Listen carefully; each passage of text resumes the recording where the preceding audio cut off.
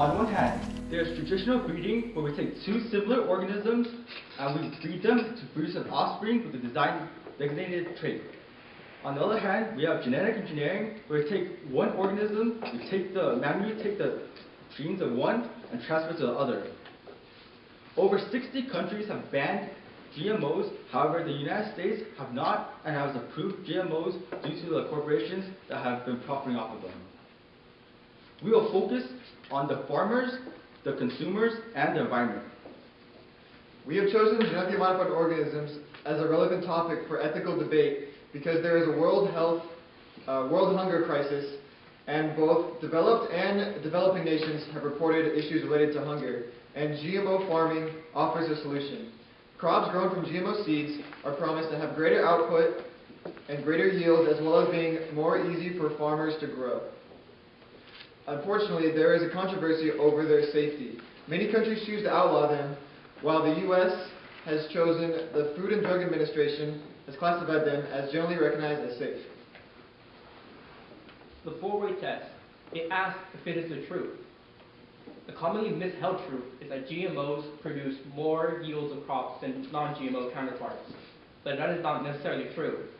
Dr. Vandana Shiva of the University of Western Ontario stated that GMO crops produce less output features than their non-GMO counterparts. These output features are the roots and the stalks and the leaves. In normal, traditional, non-GMO farming, these output features serve as food for detrivores such as earthworms and fungi. And in turn, these detrivores fertilize the soil for future crops. Because GMOs break this soil fertility cycle, it can't be held true that they increase crop yields, because they are actually reducing the quality of the soil, which in turn reduces the productivity of farmland in future years. Is it fair to all concerned?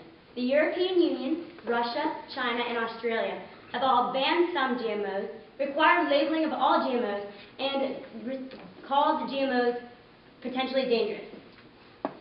Although in the U.S., 91% of U.S. consumers have said that they would like GMOs to be labeled, none are.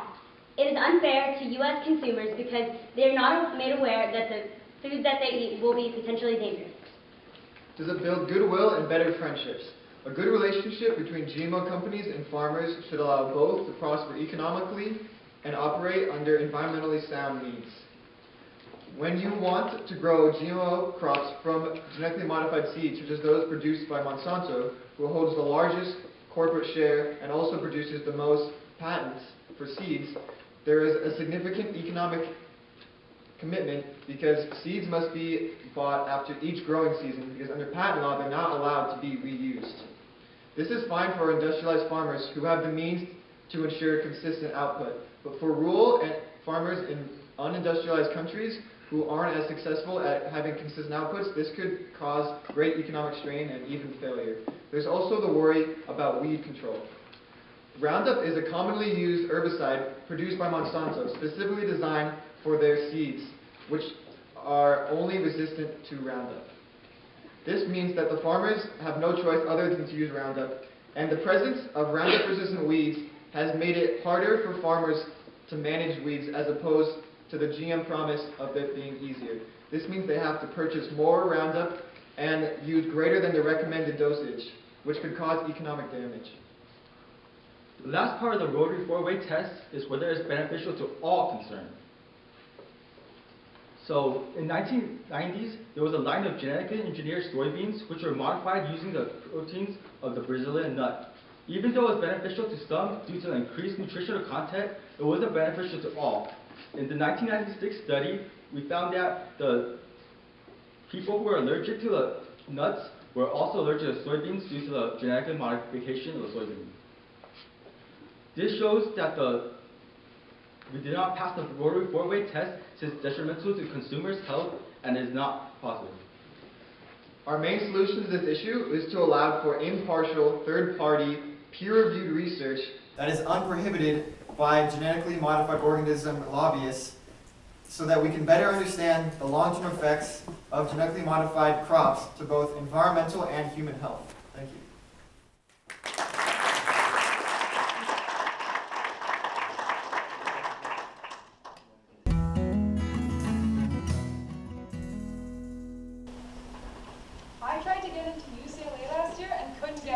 Too Asian? Too white? Okay, both, but I exceeded all the requirements. I went to a top school and was in all the top programs. I had all the extracurriculars and service hours, a 4.4 GPA, and my SAT score was 2220. I was a National Merit Scholar. I sacrificed my sleep and my social life. I just don't understand where I went wrong. Sorry, Tiffany. In the 1960s, affirmative action occurred during the human rights movement to force hiring regardless of race, creed, color, or national origin. It aims to redress caste discrimination. It draws both strong support and fervent opposition. But the question remains, in today's society, is affirmative action ethical? I don't think affirmative action is ethical at all. Aren't we done trying to make up for past injustices? I think affirmative action is ethical. Without it, we discriminate against underrepresented groups who weren't provided the same advantages you had, and that is unconstitutional. I went to Central Union High School, only a few resources were made available to us. 90% of the student body was Mexican American, and half of them lived below the federal poverty line. We didn't have these classes, we had ESL. Okay, but if we do use affirmative action, then we discriminate in favor of underrepresented groups, and that is unconstitutional too. But what about diversity? Learning about different cultures and traditions. The United States is a cosmopolitan society that requires the interaction and exposure to thousands and thousands of unique cultures.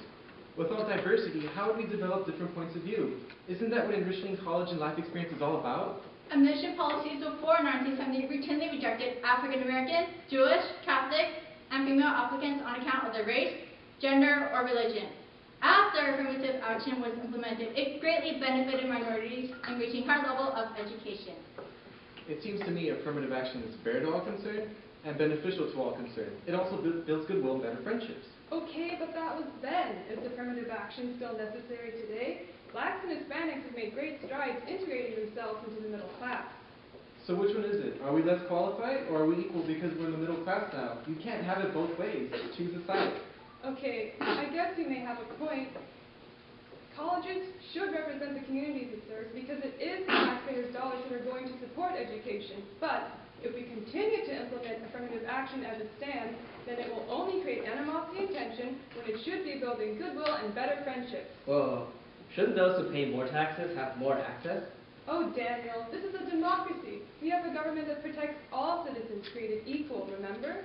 I can see that affirmative action will benefit a greater group of people if we have better metrics for determining it. Yes, but having better metrics means keeping real staff and quotas, and that is unconstitutional. That is true. The truth is, affirmative action in a public institution often works against the racial groups it's designed to benefit. Like, when blacks or Hispanics go to universities, others may resent them because they're accepted because of their race, not accomplishments, and therefore do not deserve to be on campus. At least that is the perception. It surely does not build goodwill and better friendships. Did you assume I was less intelligent or educated because I'm Latino?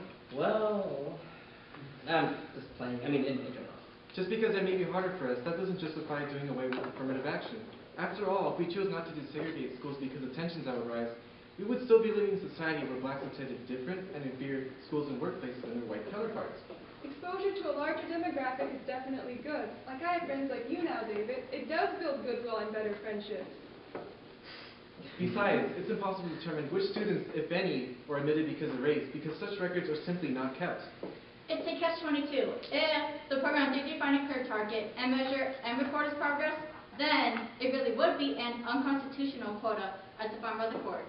Can we just agree that in representational democracy, where all men are equal, And women, that our schools should represent the citizenry who pay for them? as long as those students are prepared for college, meet the standards, and are competitive. Otherwise, it wouldn't be beneficial to them or all concerned. Agreed.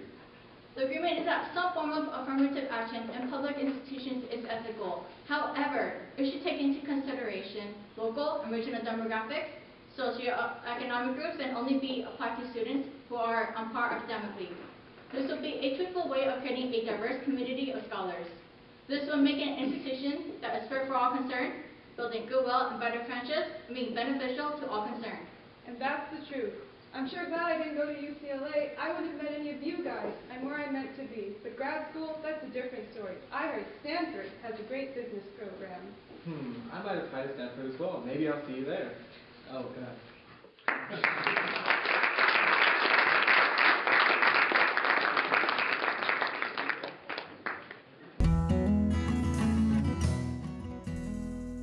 This is global warming. Climate change is the increase in in Earth's atmosphere due to global carbon emissions primarily produced by humans. Is it the truth?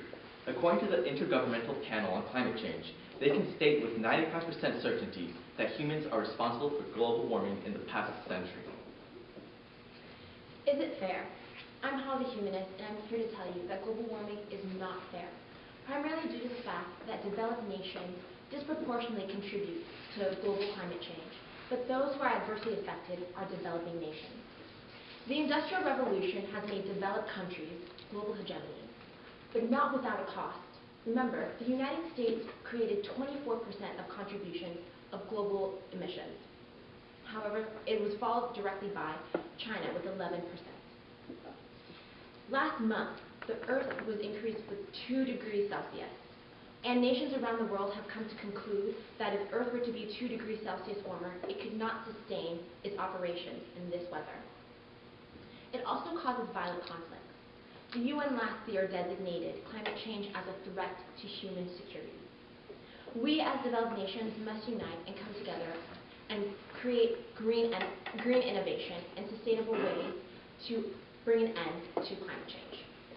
Hi, I'm Paul the Politician, and I'm here to discuss how climate reform does promote goodwill and better friendships for all nations worldwide.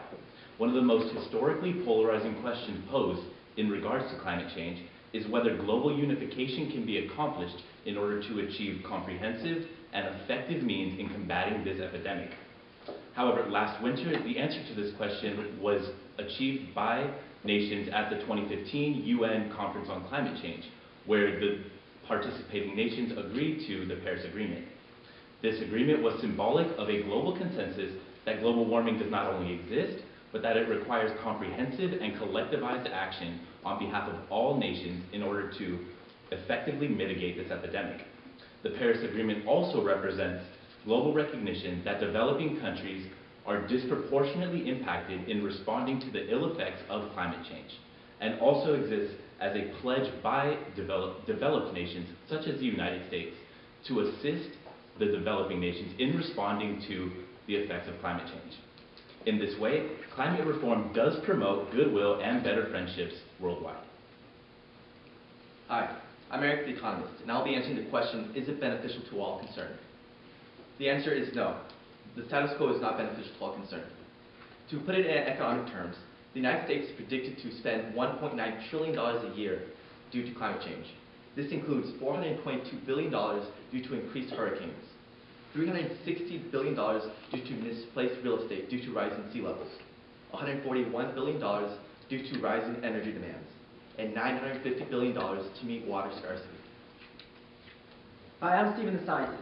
So what's the solution that we can implement to help solve this problem and combat global warming? So as the Environmental Defense Fund best supports is the cap and trade regulation. Fundamentally, this is a cap on emissions which would be ratcheted over time so that companies will know exactly the level of emissions that they are legally allowed to emit over a long-term period. The trade component to cap and trade is a carbon market trading system in which would allow companies to sell excess limits to other companies who needed more, or purchase more if they need a higher cap. Companies can utilize the already existing subsidies and government incentives that help companies transition to a cleaner energy technology environment, such as the Clean Energy Investment Credit from the Department of Energy. We strongly believe this is the most effective and efficient fashion in which companies can be incentivized to invest in clean energy technologies.